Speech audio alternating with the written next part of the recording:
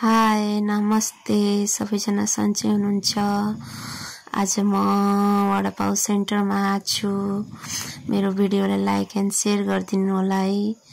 हाम्रो वडापाउमा काम गर्ने बहिनी नमस्ते गरिरहन्, चाउमिन बोइल गर्दै छिन्। उ चाहिँ हाम्रो वडापाउ सेन्टरको दिदी वडापाउ सेक्दै हुनुहुन्छ।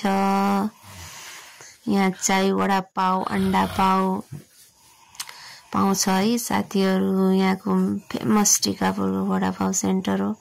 यहाँको सबै मान्छेको प्रख्यात हो।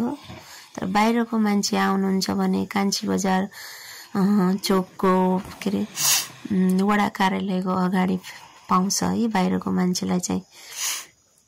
यहाँ चाहिँ चाउमिन चना पनि छ अनि धेरै राम्रो मिठो पाउँछ है, एकदम ताजा बासी होइन। फेरि वडापाउको मसला उ आमा चाहिँ वडापाउ खाँदै हुनुहुन्छ।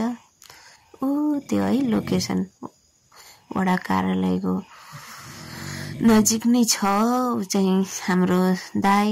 नेक्स्ट भिडियो अर्कोमा प्लिज लाइक एन्ड शेयर गरिदिनु होला है।